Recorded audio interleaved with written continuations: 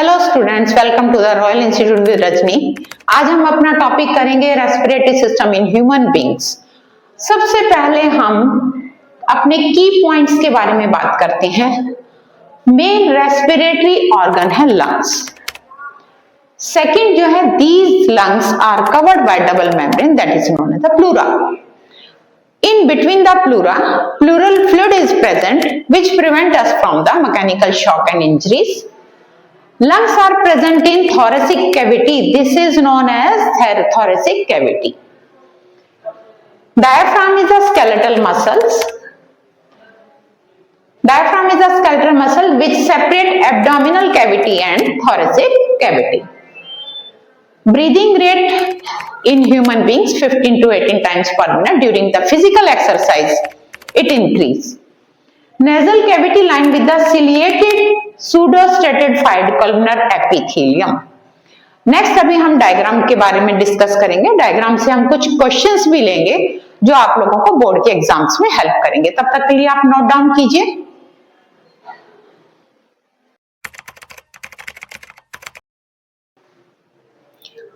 Next हमारा seventh की point आता है एल्वोलाई।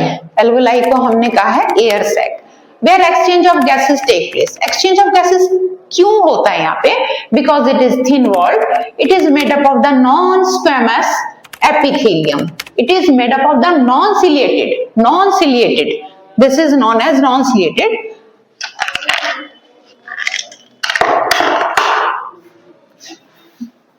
सिलिएटेड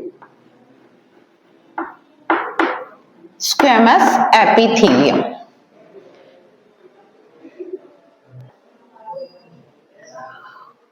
हम लोग अब डिस्कस करेंगे डायग्राम के through.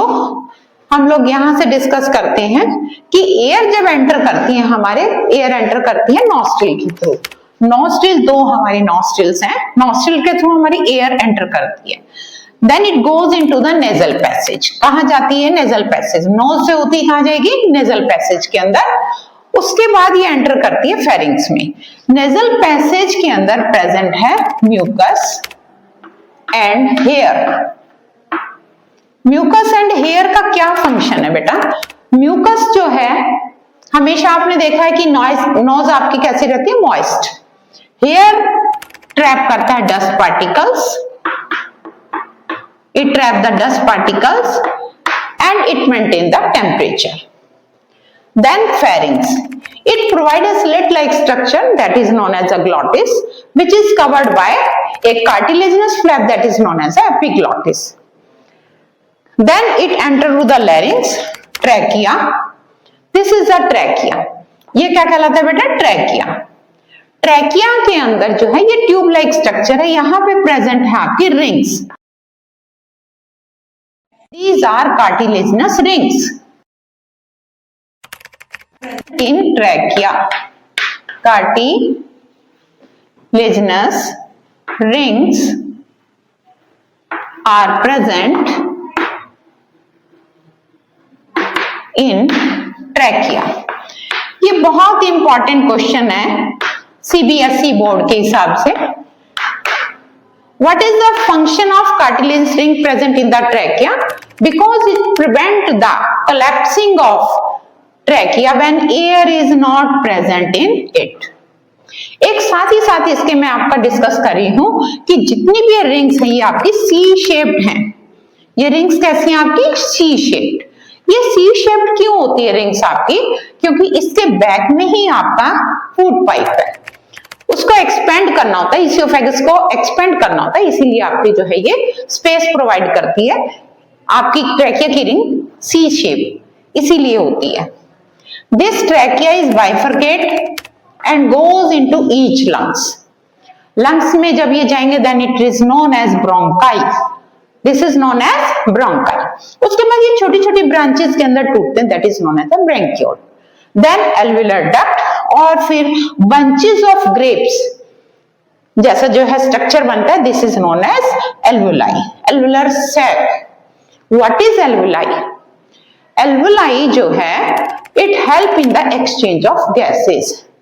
What is alveoli? It is a basic unit of the respiratory system. ये हमने एल्वेलाई के बारे में पढ़ा। अब इसी से आपका एक क्वेश्चन और आता है कि आपका जो how to maximise the area of lungs.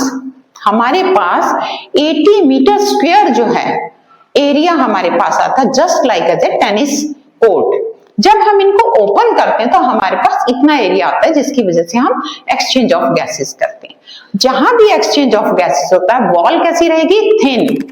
कैसी रहती है? थिन वॉल रहती है, रिच सप्लाई ऑफ ब्लड रहता है। इसीलिए आपके एल्वेलाई किसके बने हुए हैं? अभी हमने डिस्कस किया, नॉन सिलिएटेड स्क्विमस एपिथेलियम। अभी हमने डिस्कस किया था इन सब के बारे में। नेक्स्ट जो सबसे इंपॉर्टेंट ऑर्गन है, इसका जो पार्ट है वो है diaphragm. This is a muscular sheet. It is made of the skeletal muscles between our lungs and the stomach. It maintains the pressure between the abdominal cavity and the thoracic cavity. It is characteristic feature of the mammal. In mammal, it is dome-shaped.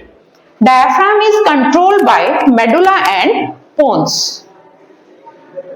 I hope आप सभी को ये जो है video पसंद आई होगी, और next video के लिए हम मिलते हैं जल्दी ही। उसमें हम जो है क्वेश्चंस देंगे, क्योंकि सीबीएसई बोर्ड बहुत नजदीक है। तब तक के लिए गुड बाय।